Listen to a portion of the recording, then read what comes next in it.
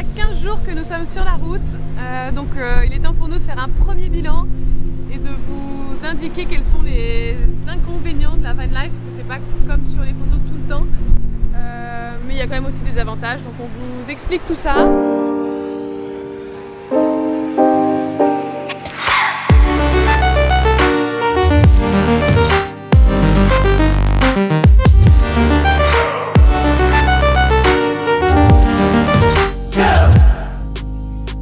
Là pour l'instant on est au Portugal et on va vous faire découvrir aussi le désert des Bardenas. On a vraiment adoré, on a essayé de prendre des super images, donc on espère que vous allez apprécier tout ça. C'est en Espagne.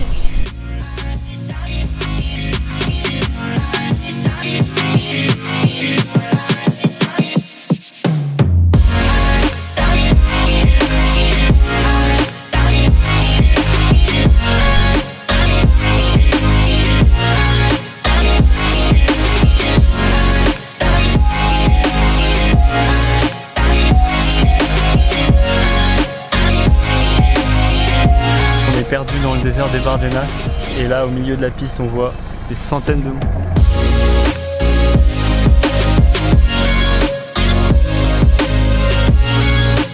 J'ai repéré des petits chemins sur la carte là et on galère à les suivre, on n'y arrive pas. Moi j'aime bien parce que c'est l'aventure, on traverse le désert, mais Marion en a marre. J'essaye de trouver ce putain de chemin et Marion elle grogne un peu derrière.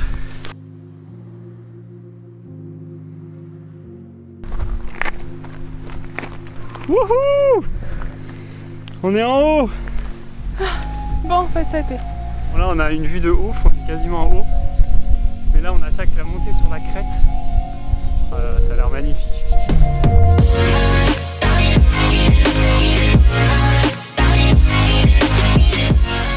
On a trouvé un petit coin abrité pour faire le pique-nique. Avec une super vue. On s'est fait des super petites salades. On a oublié les couverts. Du coup on s'entraîne pour le Maroc. On mange avec les doigts. Bon, ça descend un peu à pic. Du coup on est obligé de faire attention parce que ça glisse sur les graviers là.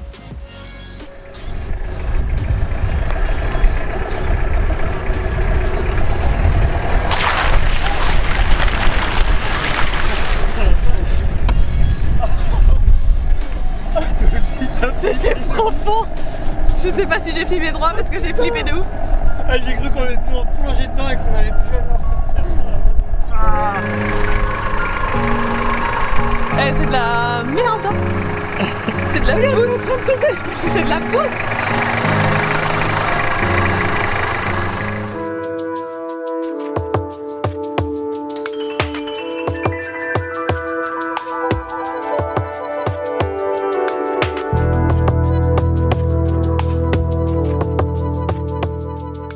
Trouver un bivouac tous les soirs, c'est notre challenge quotidien. C'est pas toujours évident, on a toujours le sentiment d'être sur le terrain de quelqu'un, donc potentiellement en insécurité et de se faire virer d'une minute à une autre ou de se faire cambrioler.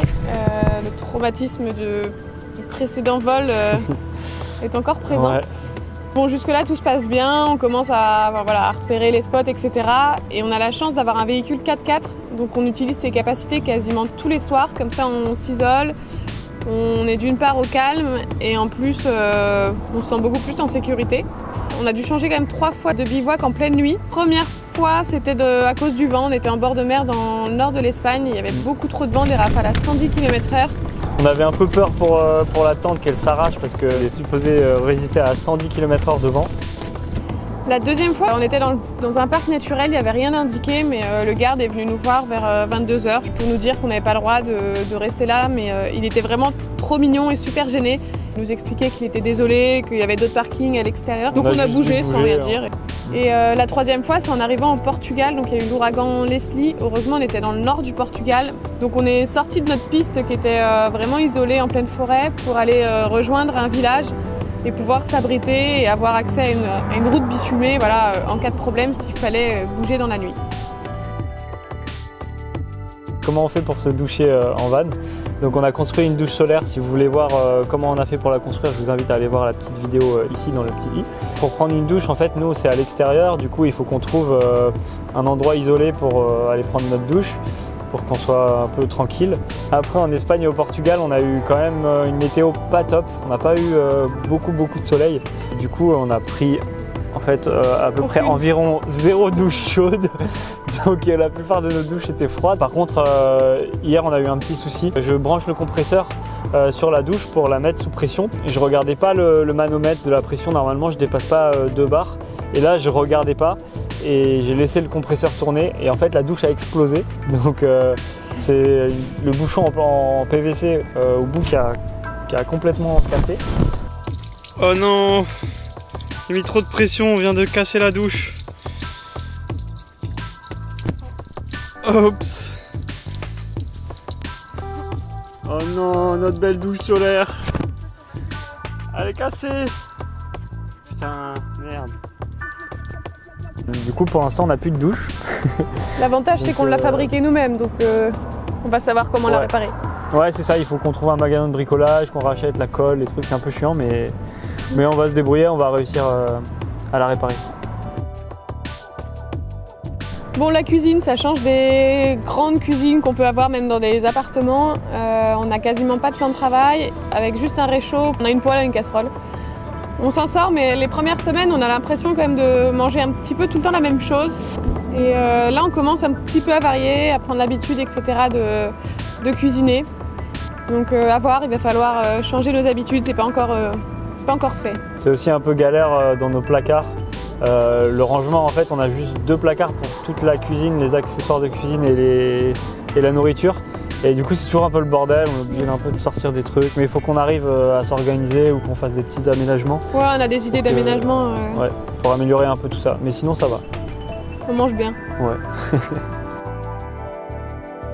Et au niveau de la promiscuité dans le van, qui est quand même assez petit pour vivre à 2 dedans, c'est toujours un peu galère de trouver où sont les choses et d'y accéder quand on est tous les deux assis à l'arrière avec la table. En fait, les placards sont derrière nous et du coup, on doit tout le temps se tourner pour accéder au truc et c'est un peu galère. Après, on finit par s'y faire, par s'habituer, par savoir où sont les choses. Donc ça va un peu mieux, mais c'est vrai que c'est un peu galère et puis on est tout le temps penché, Marion elle a un peu mal à la nuque. Moi j'ai un peu mal au dos, mais voilà, ça va, on s'y fait et on finit par s'habituer petit à petit. On modifie quelques petits trucs, mais et puis le ménage est fait en 5 minutes, donc c'est plutôt rapide. À ce niveau-là, il n'y a pas trop de guéguerre. Voilà, on a la balayette sous le siège, on prend la balayette et hop, on fout tout dehors. Ça c'est trop bien.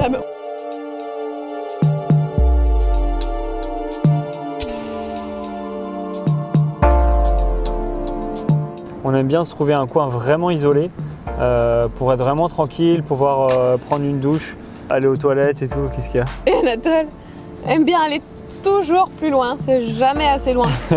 Il sait pas trop se limiter.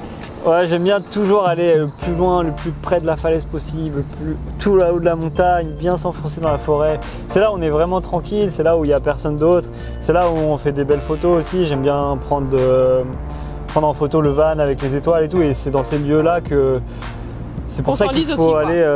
Ouais, voilà. Bon, il y a quand même plein d'avantages à ce mode de vie qu'on découvre parce qu'on n'avait jamais voyagé en van avant. Déjà, c'est la liberté. C'est vraiment génial de rien avoir de prévu. Grave. Il pleut, bon bah on va travailler ou on va faire de la route. Il fait beau, on en profite pour être à l'extérieur et on avance comme ça au fil de l'eau en fonction de nos envies, notre humeur, notre fatigue. Donc ça c'est vraiment génial. Prendre du temps aussi pour se poser, observer la nature. Moi j'adore rester posé, je peux observer les vagues qui se fracassent sur les rochers pendant super longtemps. Un truc qu'on faisait jamais en fait quand on était à Paris. Et là ça fait vraiment plaisir quoi, de respirer l'air pur tout le temps. Et d'ailleurs on est assez étonnés. On s'ennuie jamais, donc ça c'est vraiment génial. Ouais. Les journées passent hyper vite, on s'ennuie jamais, on a toujours des choses à faire, on a envie de faire mille choses, ouais. On est fatigué aussi, on est tout le temps dehors, en action, etc. Enfin, je pense qu'on n'a pas l'habitude, il faut qu'on fait des nuits de 10 à 12 heures. Le fait sûrement d'être dehors tout le temps, ça fait qu'on est un peu plus fatigué, qu'on n'a pas trop l'habitude. Mais franchement, c'est vraiment pas désagréable quoi. À propos de ce nouveau mode de vie pour nous aussi, c'est assez économique par le carburant qui est notre plus grosse dépense et on dépense vraiment pas beaucoup, on se fait toute la nourriture nous-mêmes donc notre consommation d'eau, d'électricité, on arrive à bien gérer. On a seulement 60 litres d'eau. Et avec 60 litres d'eau, on arrive à tenir... 4 jours Ouais, 4-5 jours. Sans économiser. Ouais, vraiment, on fait un petit peu attention quand même. Mais, on trouve tellement facilement de l'eau que dans tous les villages, il y a des points d'eau. Ouais. De l'électricité aussi, donc dans la vidéo avant le départ, on se posait la question si notre panneau solaire de 100 watts allait suffire pour toute notre consommation d'électricité. Là, au final, on se rend compte que ça suffit vraiment largement parce qu'on roule tous les jours, donc avec l'alternateur, ça recharge un petit peu. On a eu pas mal de jours sans soleil, donc sans le panneau solaire. Malgré ça, j'avais un peu peur au niveau pour recharger les caméras, recharger les ordis, et franchement ça suffit largement. Donc, en plus on va en Afrique, donc on aura beaucoup de soleil. Sommes-nous prêts pour continuer l'aventure durant ces 2 prochaines années, donc à traverser l'Afrique, puis l'Asie et l'Europe? Avant, on tenait à vous remercier parce que vous êtes plus de 300 déjà sur YouTube, donc ça nous fait énormément plaisir. Merci beaucoup. Et si c'est pas déjà fait, donc abonnez-vous. Ça nous motive à continuer tout simplement, et aussi de savoir un petit peu voilà, ce que vous en pensez et sur quel sujet continuer. Donc n'hésitez pas à nous répondre en commentaire. Donc si vous avez des questions sur ce qu'on vient de vous dire, des idées aussi sur... voilà, ça nous donne des idées pour des prochains sujets de vidéos. Et donc sommes-nous prêts? Bien sûr qu'on est prêt à continuer l'aventure. Franchement, c'est vraiment génial.